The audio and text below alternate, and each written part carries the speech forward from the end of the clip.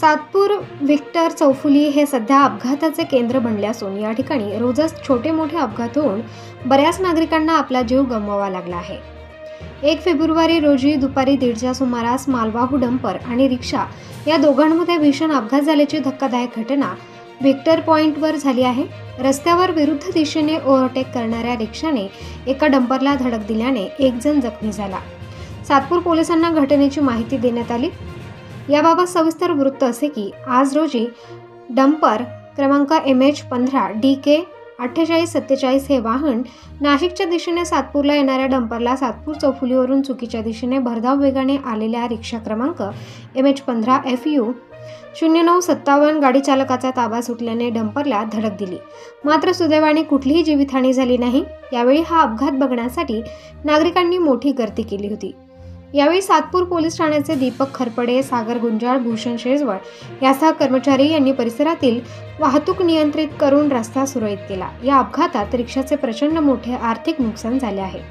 म्हणून या ठिकाणी नेहमी सिग्नल व स्पीड ब्रेकरची मागणी होत असून देखील या मागणीकडे प्रशासन दुर्लक्ष करत असल्याचा आरोप स्थानिक नागरिकांनी केला आहे। प्रबंधभूमी महाराष्ट्र न्यूजसाठी प्रकाश बागुल, सातपूर, नाशिक। आता 2 ॲक्सिडेंट झालेला आहे। इथं खूप वर्दळीची ठिकाण असून इथं सिग्नल किंवा स्पीड ब्रेकर याची वेळोवेळी मागणी करून मना प्रशासनाला निवेदन देऊन सुद्धा याची गंभीर दखल घेतली जाते। आता इथं रिक्षा आणि डंपरचा मोठा ॲक्सिडेंट झालेला आहे। सुदैवानं जीवितहानी झालेली नाही, तरी मनपा प्रशासनाने आणि वाहतूक शाखेने याची दखल घ्यावी की इथं सिग्नलची सोय किंवा डिवायडर स्पीड ब्रेकर लवकरात लवकर टाकण्यात यावं, नाही इथं सर्व सामान्य नागरिकांच्या वतीने मोठा जन आंदोलन उभं राहते। आताच एक नवी युवती तिचा ॲक्सिडेंट झाला, तिच्या कमरेला वगैरे ॲक्सिडेंट झालेला आहे।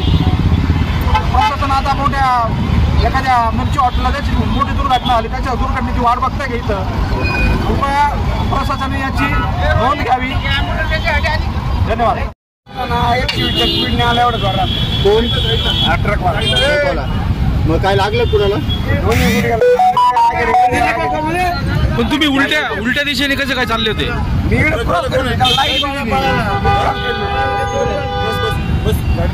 काय कोणाला लागलंय का पॅसेंजरला? आमच्या लोकांना लागेल। बरं